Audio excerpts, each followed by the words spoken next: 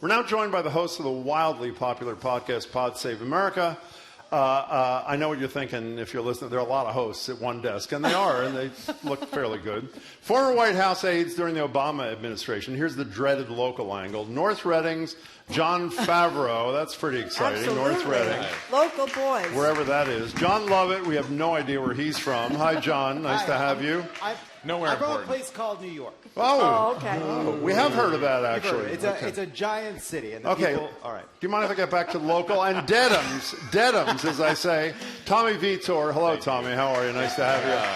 They're on the road as part of their Democracy or Else. I think the emphasis today is on the Else tour. Else is ahead right now. You can catch them tonight at the Wilbur, Great Wilbur Theater. And for tickets, go to thewilbur.com. They also just released this first ever book this week. I will hold it up. Why don't you hold it up, too? Thank you very much. Two of us holding it up. It would be called Democracy or Else, How to Save America in 10 Easy Steps.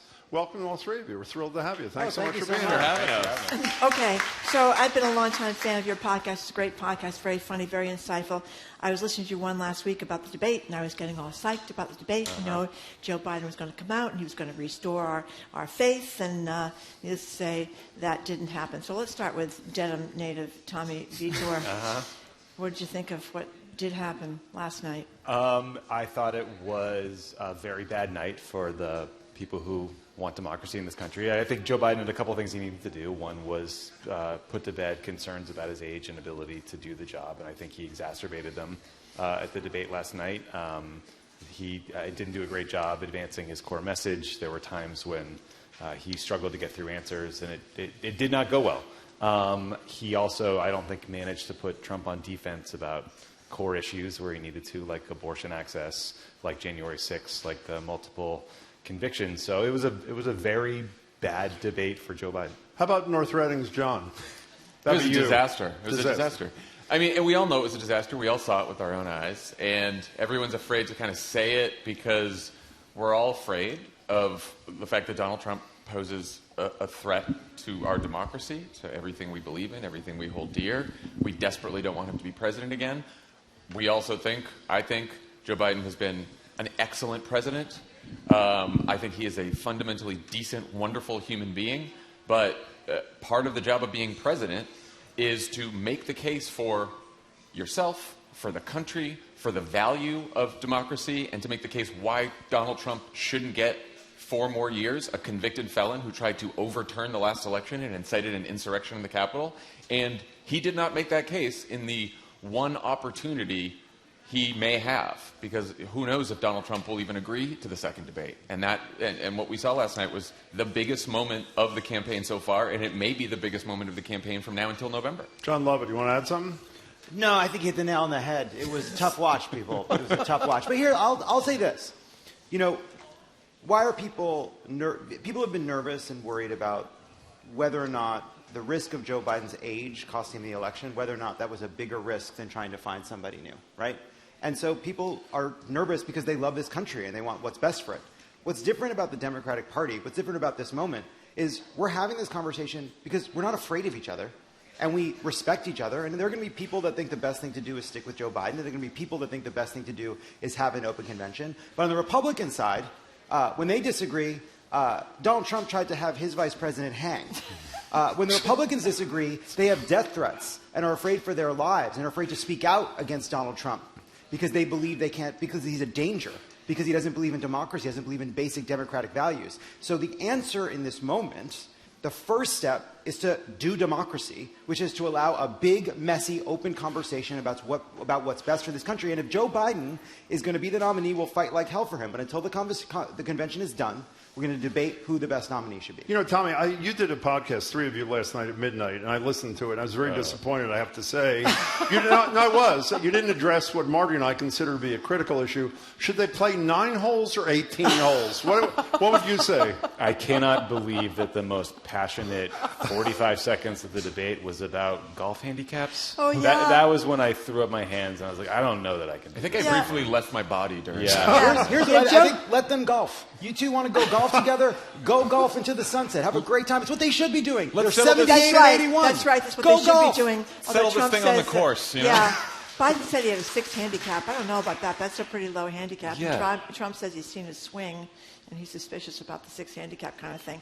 You did a lot of work with Hillary Clinton. Is Hillary working the phones today, thinking about maybe she should be the person to come back and lead the Democrats again? Well, I'm sure if asked, she would. But but I would say this, like, I've got a lot of messages from everybody's having the same conversation, right? And the text messages, like you guys said, the moment the debate started, it was going crazy. And it's like, what are we going to do? Are we doomed? And there's no secret cabal at the DNC that's got a plan they're pulling off the shelf. If only. If only. There's not some all-powerful secret body pulling the strings. There just isn't one. And so what do I think people, what we're doing, what your texts look like, what our texts look like, are probably a lot of the same conversations that people like Hillary Clinton and other senior members of the party are having. Everybody saw the debate. It was less than 24 hours ago. Everybody's trying to figure out what the best thing to do going forward is. And I'm sure everybody's doing it out of great concern based on what they saw. We're talking to Jon Favreau, John Lovett, and Tommy Vitor. They're the Pod Save America guys. Their book is Democracy or Else. We'll talk about that in a couple of minutes. And they're tonight at the Wilbur. You go to thewilbur.com. You know, there's been a lot of talk even prior to last night, but much more, Jon Favreau, after last night, referencing Barry Goldwater and my home state's Senator Hugh Scott going to Richard Nixon and say it's over, you don't support, etc.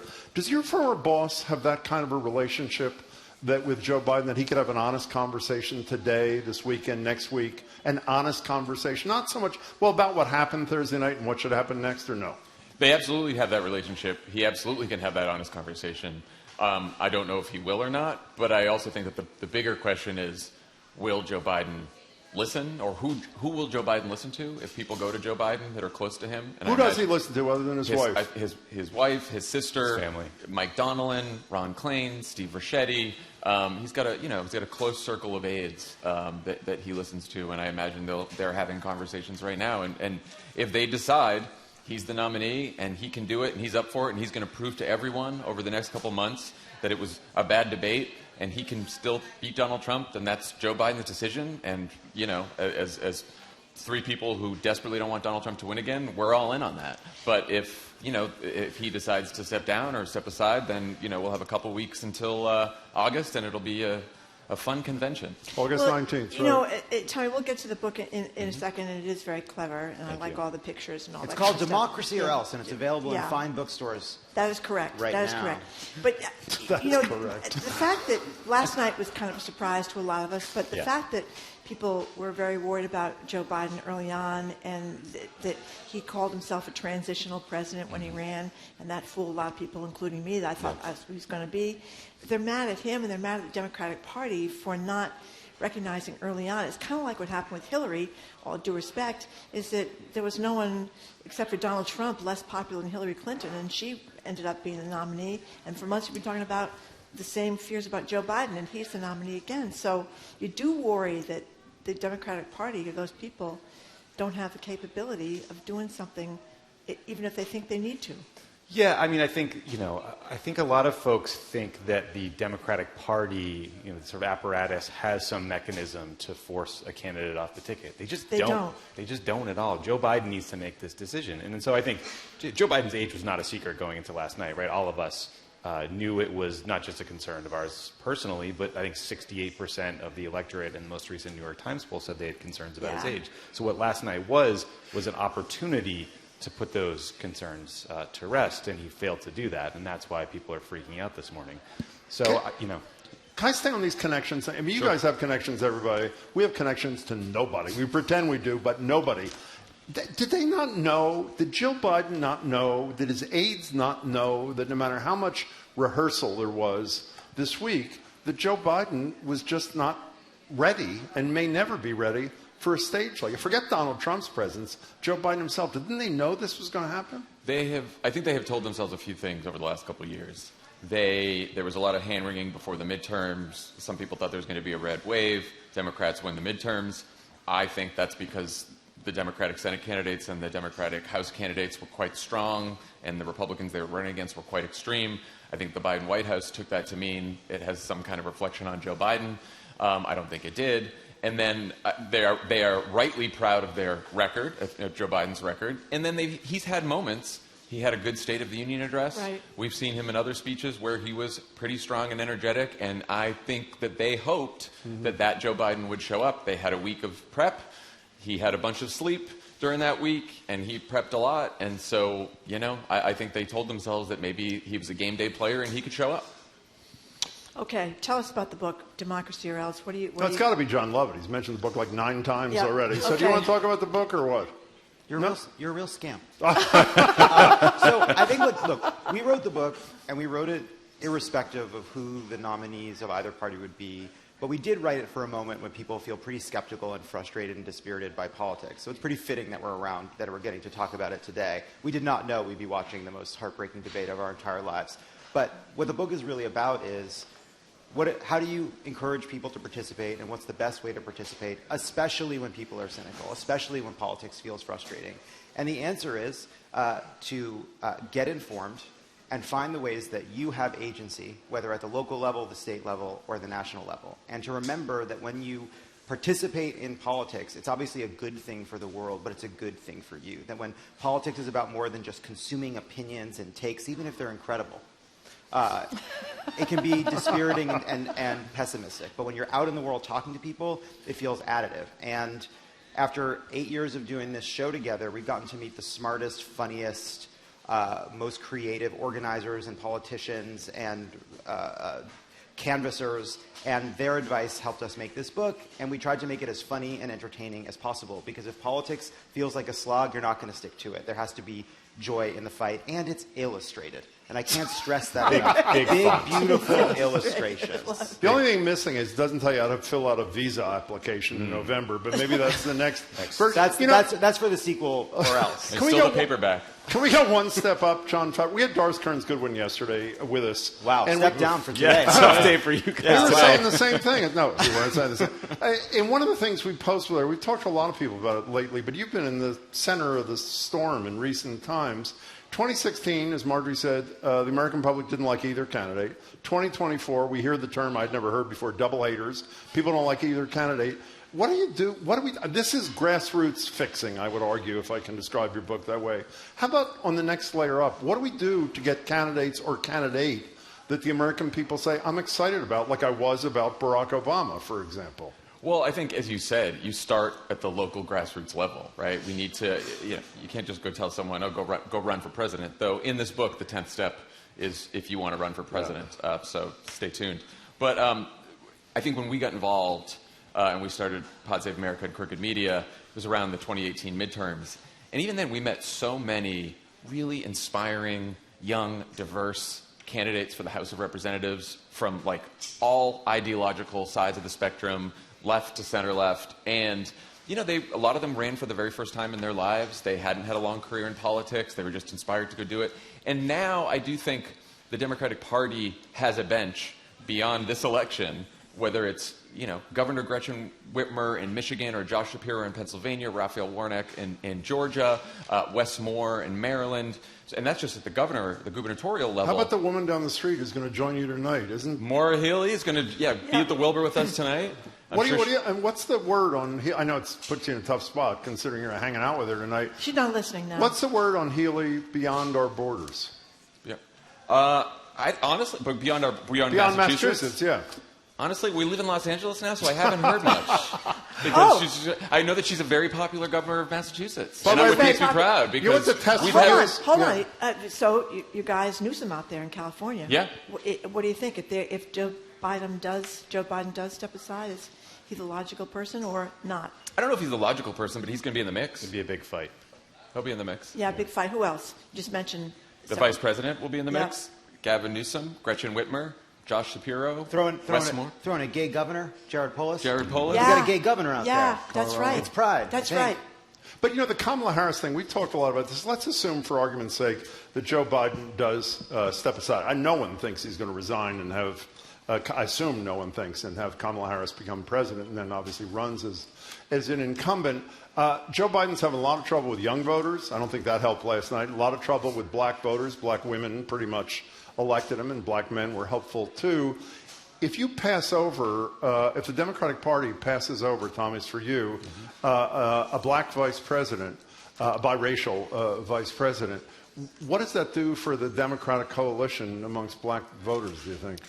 I think voters are smart and sophisticated, and they want a candidate that will advance the things they care about and can win. And I think I have hope that voters won't view this, if Joe Biden steps aside, this fight purely through the lens of identity. It will certainly be a part of the conversation, but I don't think it will be the end of it. I mean, I think people are scared. In 2020, people were scared to death of Donald Trump getting reelected. I think that will be the case this time, and electability is going to be the word you then hear over and over and over again. I also think if Kamala Harris ends up with the nomination in this scenario, it will be because the delegates at the convention believe that Kamala Harris is the party's best chance to win and the best chance to advance the party's agenda over the next 4 years. And I think that will be true whoever ends up the nominee if this happens. You know, John Lovett, I'm a lot older than you, and so I grew up in the halcyon days when I thought, our government sooner or later, they might go through all these machinations, but they'd eventually arrive at the right place, kind of like that Winston Churchill line back from World War II. I have lost that faith, and the biggest part of my losing that faith has been the Supreme Court. This morning we thought they might have the immunity decision come down. They didn't. Now they're going to wait until Monday.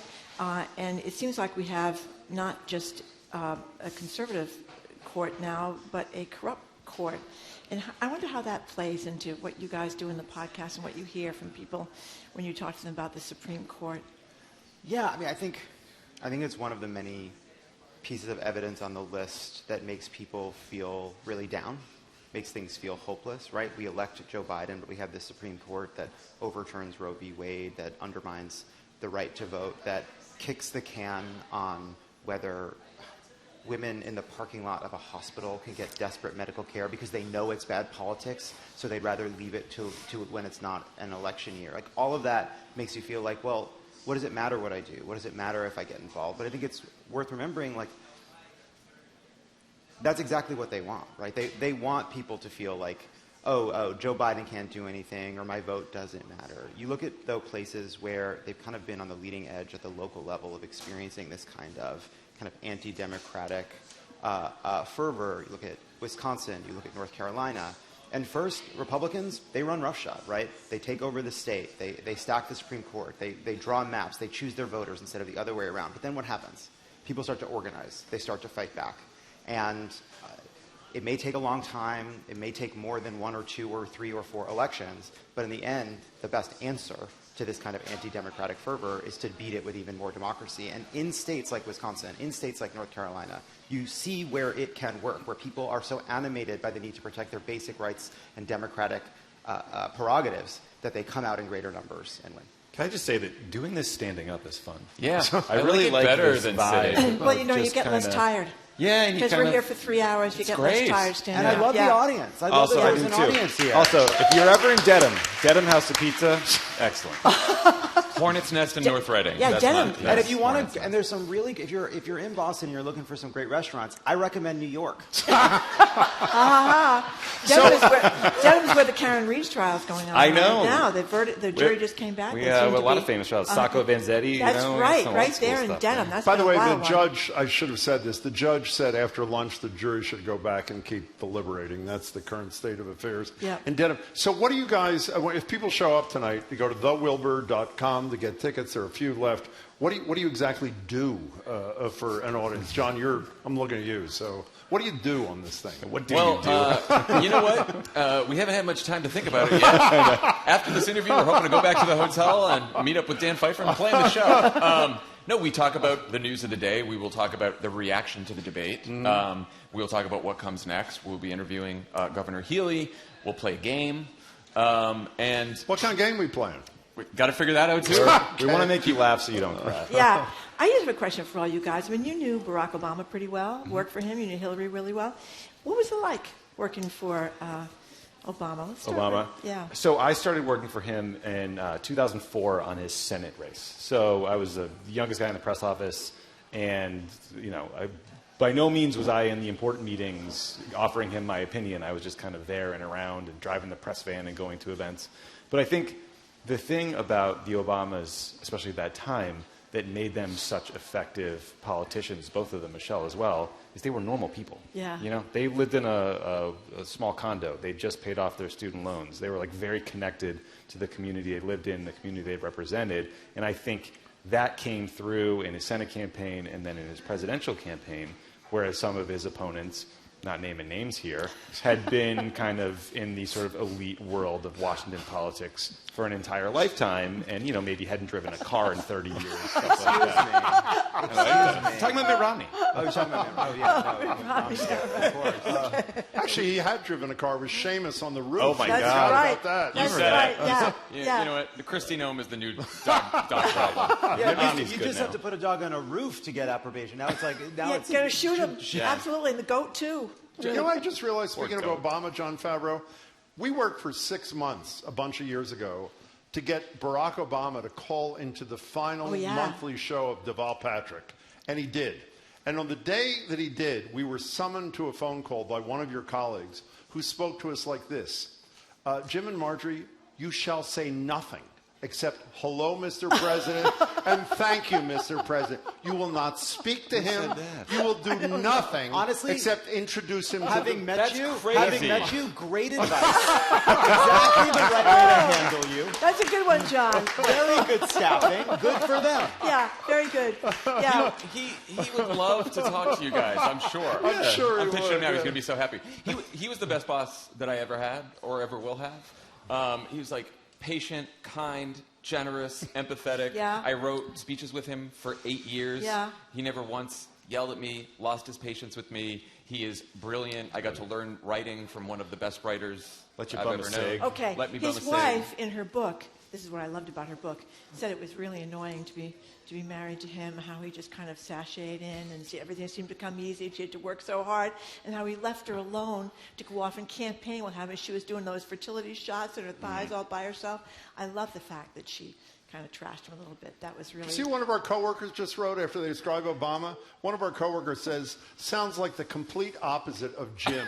That's right. Jesus. So Jim- one last thing for you. Yeah. What do you got? Jim takes Do a you lot of win- grief on the show here. Did you already tape the end of Survivor? Or you're on Survivor 47 or something. You're not allowed to say that? In the jungle. I will be on Survivor. That's right. And you already taped it. Yes. And so what happened? Great question. He survived. This is why you're not allowed to talk. This is why you're not allowed to talk. You should just stand there and listen. But you're a city boy, right? What do you know about being out in the wilderness? Where's 40? Where is the season? The jungle. It's just out there in the world somewhere, and you don't need to worry about it. You don't need to worry about it. He's here. He's in one piece, so that... Well, that is a I good survived. That's I right. clearly You did survived. survive. That's a very good point. I think you're going to be out of your mind to do that kind of thing, but good for you, Okay. John. Gentlemen, we're huge fans, both of us, of your Okay. podcast. Yeah, Your book's great. I said a time Thank before we you. went on that I was all revved up by you guys in 2016, and then look what happened. But I'm back. Thank you. I'm back. That was a bad It's one. a great, fun, brilliant podcast. So thank you very much And for we're the thrilled podcast. to meet you guys. Thank you Even very you, much for John the book. Lovett. I want you, even That's you. right. Right back at you. It is. The brand new book is Democracy or Else, How to Save America in 10 Easy Steps, and heaven knows we need some help here. They've got a show tonight. These guys, John Favreau, John Lovett, and Tommy Vitor, got a show tonight at the Wilbur, plus John Lovett's own show, Love It or Leave It. That's very clever. That's also tonight. Tickets at thewilbur.com. There are not many left, but there are a few left, so if you hurry up and go to thewilbur.com and pick up the book, Democracy or Else, How to Save America in 10 Easy Steps. Thank And you Maura very Healy's much. going to be Thank with you. them tonight, That's too. right. Great. Maura Healy's going to be Healy. with them, too. Thank you very, very much for coming in. to meet you Really guys. appreciate Thanks so it. much. It was really Appreciate it. fun. It's a pleasure.